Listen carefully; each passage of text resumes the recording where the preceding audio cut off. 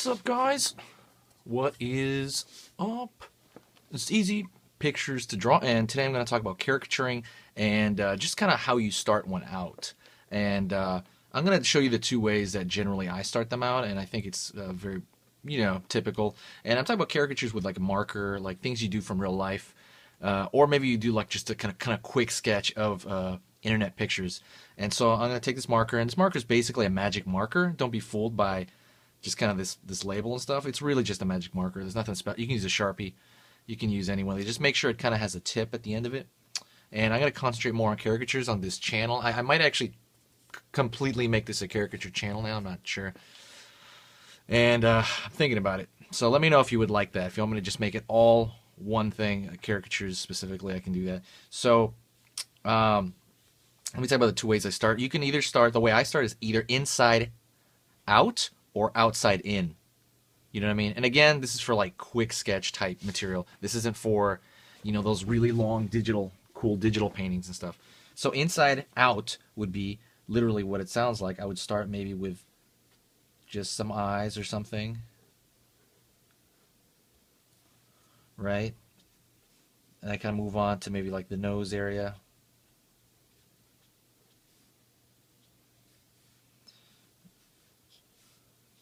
Go with those eyes, finish those eyes.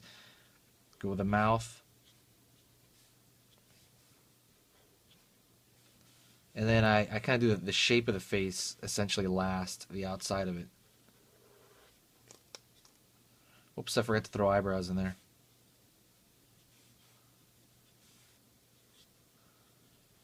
And I put, the hair.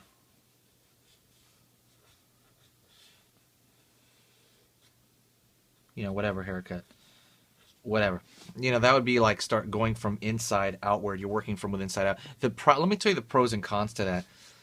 The pros for me is that I have a lot more confidence knowing that I have some of their primary features down, especially with the eyes, you know what I mean? Because if the eyes kind of look like them, that's a good way, especially this kind of this triangle here between the nose and the nose and the eyes, because that's actually how they identify people on camera. They do identification systems, is usually within that triangular space, kind of distances. So that gives me more, confidence knowing that I have that down. You work more intricately. The problem with that is that you can easily go off the page, or your positioning could be completely wrong. So that's the bad part. Let's draw like the neck over here. But so that's kind of the pros and cons of that method. But I do that once in a while. It depends kind of what mood you're in. If you do it at a party or whatever. The other one is literally the backwards. You start with the outside of the head first. To do like a totally different head.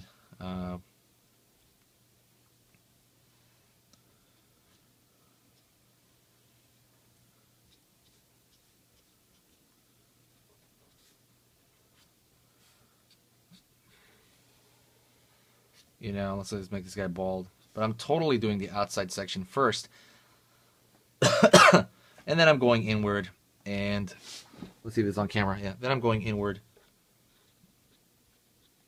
Working on that, whatever that may be. I'll just put that down real quick. Whatever, Boom, boom. Doing a little cheap mouth. So, again, the pros and cons with that would be kind of the opposite. Like, again, it's kind of like sometimes you want to have that freedom to arrange the features within it and the proportions with the features within it, kind of on your own. You kind of want to find that, and that's kind of the bad part is like maybe your shapes within your proportions within this could potentially get screwed up when you do that because you have your set base so down. Where over here, if I just started, I could kind of move the head over. I could move the side of the head over if it's too, let's say one side's too big, or like let's say one side's too big and the other side's too small. I can kind of move things over as I go along.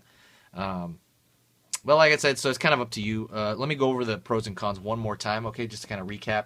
When you're going from inside outward, and I'm gonna just, I don't know, throw some arrows over here so you know what I'm talking about. That's in, outward in. when you're going from inside out, you could easily lose the spacing and where you place on the page. That could go haywire. And then when you go work from the outside inward, your features could potentially get kind of messed up. So think about which way you want to work. I like working both ways. So it is a good idea to work both ways. So just kind of play around with it. And honestly, usually guys stick to one or the other. If you want to exaggerate, go really crazy with it, I would recommend this one. Go from the inside outward. Start with the inside first if you really want to go crazy with exaggeration. Anyways, thanks a lot, guys. I'll talk to you next time. Bam.